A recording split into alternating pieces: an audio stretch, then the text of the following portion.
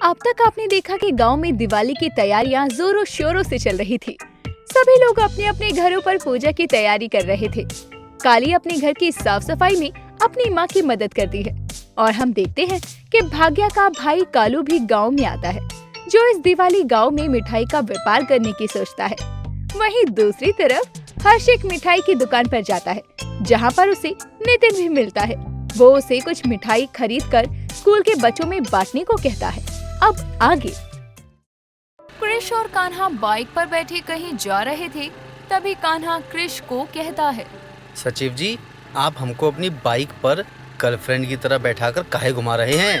ओहो, जब भी मुंह खोलता है बेकार ही बोलता है। तुझे घुमाने के लिए बाइक पर नहीं लेके जा रहा हूँ। दिवाली पर कौन सी दुकान से मिठाई लेनी है इसलिए साथ लेकर जा रहा हूँ, क्योंकि दिवाली पर मिठाई वाली दुकान पर बहुत भीड़ होती है और मुझे भीड़ नहीं पसंद। कृष और कान्हा आपस में बात करते हुए जा रहे थे, तभी कृष की नजर नितिन के मामा की दुकान पर पड़ती है। उस दुकान में नितिन को बैठे देखकर कृष अचानक ही बाइक रोक देता है, तो कान्हा कृष को कस कर पकड़ लेता है। अब क्या मेरी गर्लफ्रेंड बनकर ही मानेगा? हाथ हटा। उत्तरी, ये मैं क्या देख रहा हूँ? इस गांव का सबसे बड़ा निठल्ला भी काम कर रहा है। सचिव जी, धोखा ना खाइए। वो दुकान नितिन के मामा कल्लू की है और नितिन तो खाली दुकान पर बैठा है। अच्छा ठीक है, फिर आगे क्या जाना है? यहीं से मिठाई ले लेते हैं और इस तोतले से मोल भाव भी तो कर लेंगे हम।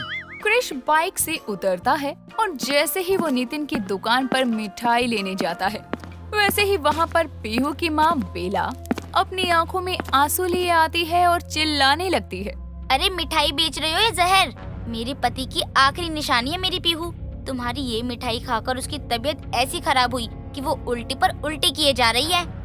बेला को ऐसे रोते देखकर कृष बेला के पास आता है और उससे उसके रोने की वजह जानना चाहता है। अरे क्या बताऊं सचिव जी, ना जाने ये कैसी मिठाई बेच रहे हैं। जब से मेरी बच्ची ने खाई है वो उल्टियाँ ही किए जा रही है।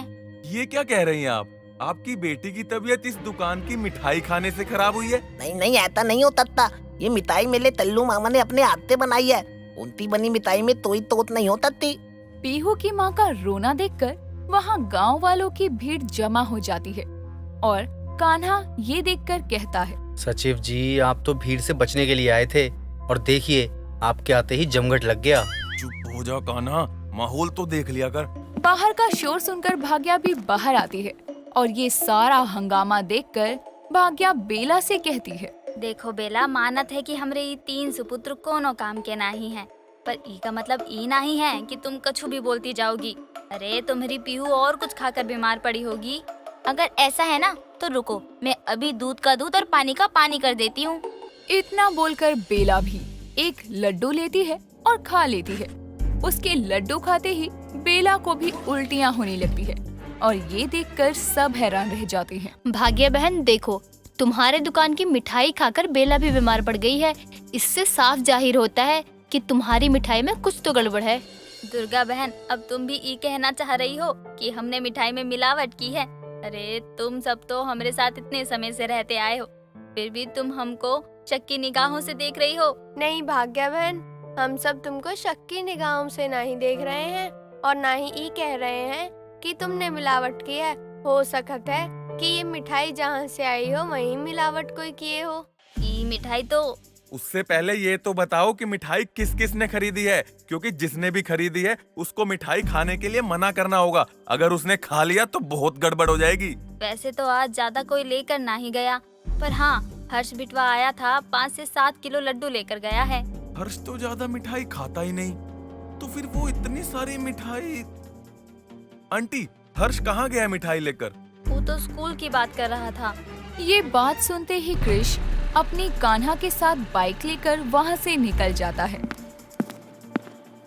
हर्ष मिठाइयाँ लेकर स्कूल जाता है और वो बच्चों को मिठाइयाँ देने लगता है, पर तभी काली वहाँ आती है और हर्ष को इस तरह से मिठाइयाँ बांटे देखकर काली के चेहरे पर एक मुस्कान आ जाती है। वो दीवार के सहारे हाथ मोड़कर मुस्कुराते हुए हर्ष को एकटक निहार रही थी। मिठाई बांटने के बाद जैसे ही हर्ष पीछे पलटता है तो देखता है कि काली उसे बड़े प्यार से देख रही है। कितने प्यार से देख रही है काली। क्या वो मुझे ही देख रही है? काली हर्ष के मन की बात सुन लेती है और सीधी हो जाती है। हर्ष, तुम स्कूल में क्या कर रहे हो? मिठाई बांटकर बच्चों को दिवाली की शुभकामनाएं दे रहा हूँ काली। अच्छा, तो ये बात है। लेकिन इस समय तुम स्कूल आओगे मैंने सोचा नहीं था, इसलिए पूछ लिया। चलो इसी बात पर तुम भी अपना मुंह मीठा कर लो। इतना कहकर हर्ष अपने हाथ में लड्डू लेकर काली को खिलाने जा ही रहा था कि तभी अमोली अपने मुंह पर हाथ रखे क्लास से बाहर जाती है और थोड़ी देर बाद जब वो वापस आती है तो वो अपनी क्लास में बेहोश हो जाती है। उसको बेहोश देखकर काली घबरा जाती है और उसे संभालने लगती है। अमोली बेटा, तुम ठीक तो हो ना? हर्ष, पानी दो जल्दी से।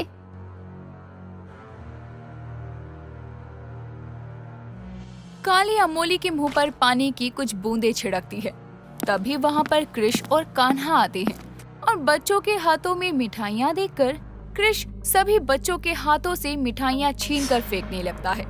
ये देखकर हर्ष को बहुत गुस्सा आता है।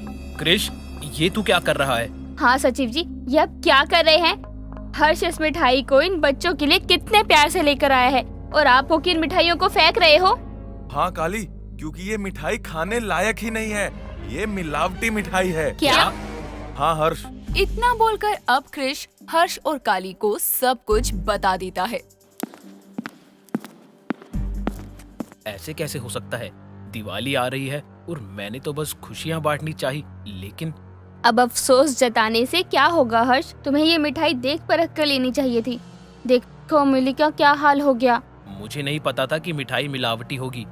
मुझे माफ कर देना, मुझे सोच समझकर मिठाई खरीदनी चाहिए थी। आखिर त्योहार की आड़ में ये मिलावटी मिठाई काम कोई कैसे कर सकता है? मैं उसे नहीं छोड़ूंगी। इसके पीछे जो कोई भी है मुझे पता लगाना ही होगा। हमें कल्लू मामा के पास जाकर उनसे सब पूछना होगा।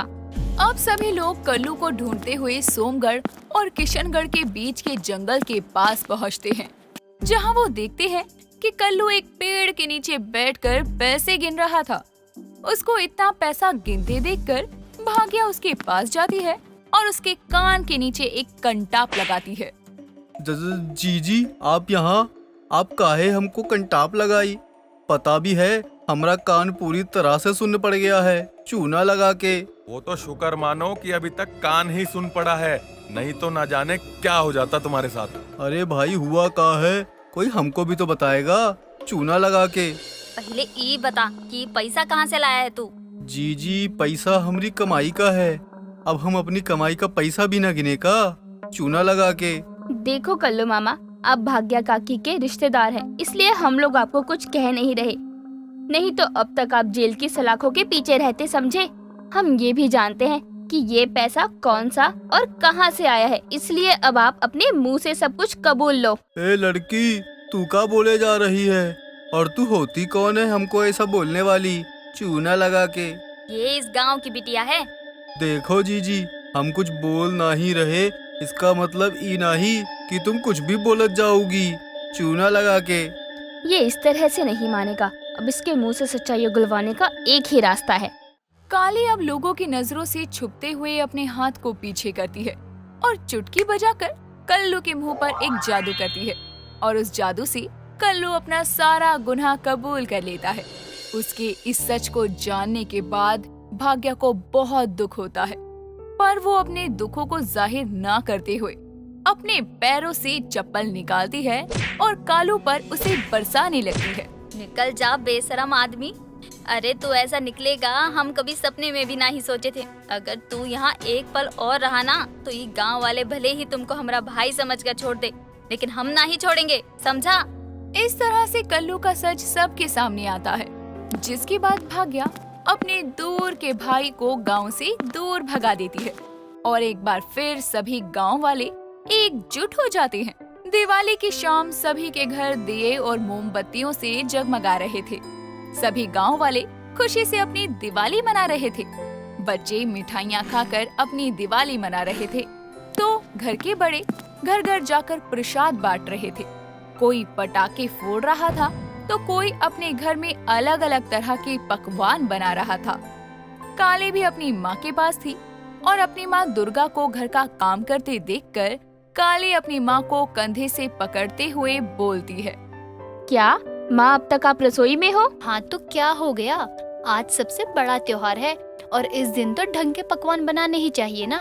माँ आप छोड़ो इन सबको और चलो मेरे साथ फुलझड़ी जलाओ। ये कैसी बात कर रही है काली तू? मैं कोई बच्ची हूँ क्या? और वैसे भी देखना, अभी खाना बनाना है तो मैं नहीं जा सकती। माँ, हर इंसान में एक बच्चा छुपा होता है और किसी काम के लिए कोई उम्र की सीमा हो ये जरूरी नहीं। तो आप इन कामों की चिंता ही मत करो, ये काम तो मैं चुटकियों में कर दूंगी। काली अब चुटकी बजाती है और उसके घर का सारा खाना अपने आप तैयार हो जाता है। कुछ देर बाद काली और दुर्गा अपने घर में माँ लक्ष्मी और गणेश जी का पूजन करते हैं। तो वहीं पंचायत ऑफिस भी रंग बिरंगी लड़ियों से जगमगा रहा था। गुलशन वहाँ दिए जलाकर अपने घर के लिए निकल रहा था और कृष कहता है, अरे सरपंच जी कहाँ चल दिए? अरे दिवाली का दिन है, महफिल जमाते हैं। सचिव जी, वैसे आप तो हमारे मन की बात कर दिए तो का ना। कोई महफिल नहीं जमेगी गुलशन काका, भूल गए झुमरी काकी ने समय पर घर आने को कहा था आपको। आप भी जानते हैं कि बिना घर के मुखिया के दिवाली की पूजा नहीं होती है। हाँ, ये बात तो है सचिव जी, जाना तो पड़ेगा, दिवाली की पूजा भी जरूरी है। महफिल फिर कभी जमा लेंगे। चलिए हम भी चलते हैं, आज तो घर पर बढ़िया पकवान बना होगा। इतना कहकर कान्हा गुलशन के साथ चला जाता है। तभी कृष मुंह बनाकर बोलता है, इस समय अगर मैं घर होता तो दोस्तों और अड़ोसी पड़ोसी से घिरा होता, और यहाँ इस सजे सजाए पंचायत ऑफिस में दिवाली के दिन अकेला पटाखों की आवाज सुन रहा हूँ। एक काम करता हूँ, हर्ष के पास चला जाता हूँ, वैसे भी आज उससे मुलाकात ही नहीं हुई, हैप्पी दिवाली बोल दूंगा। नील, नितिन, मुकेश अपने घर के बाहर पटाखे फोड़ रहे थे।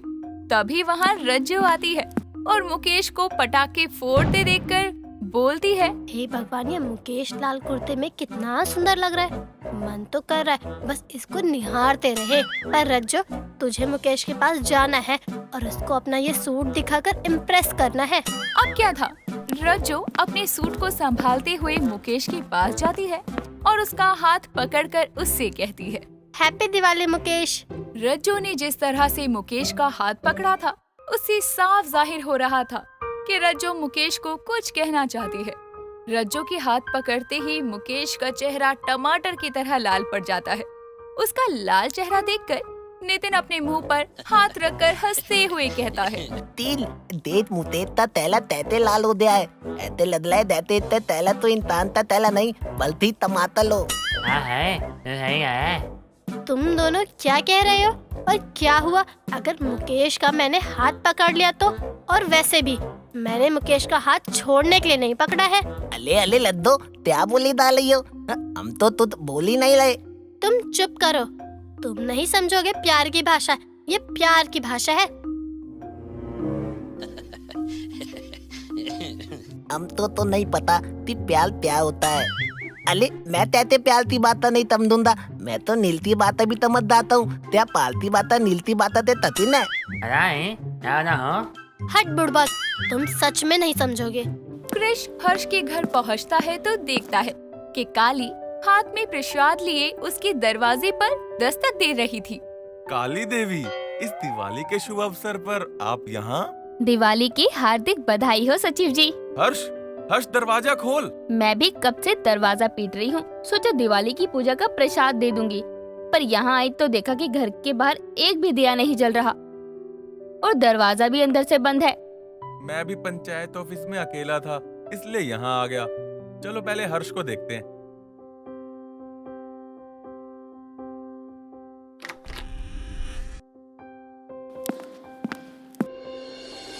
हर्ष, क्या बात है, पूरा गांव दिए की रोशनी से जगमगा रहा है, लेकिन तुमने अपने घर में एक भी दिया नहीं जलाया, ऐसा क्यों?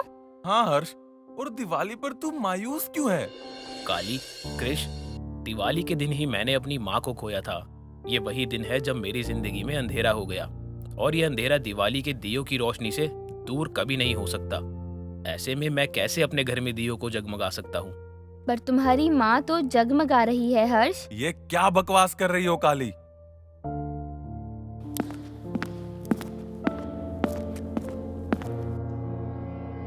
हर्ष, ये आसमान में चमकते सितारे देख रहे हो? इन्हीं में तुम्हारी माँ भी किसी सितारे की तरह जगमगाकर तुम्हें देख रही होगी। जब वो तुम्हें ऐसे मायूस देखेंगे तो क्या उन्हें अच्छा लगेगा? नहीं ना। तो फिर उनको याद करके मायूस नहीं, मुस्कुराओ ताकि वो भी मुस्कुराएं। किशनगढ़ में इमोशनल बकैती करना तो कोई किशनगढ़ की काली से सीखे। खैर, हैप्पी दिवाली। देखना ना भूलिए काली द वुमेन वॉरियर सीजन 2 के चटपटे और मजेदार एपिसोड सिर्फ और सिर्फ हमारे चैनल पर। और साथ ही साथ हमारे चैनल को लाइक, शेयर और सब्सक्राइब करना बिल्कुल ना भूलें।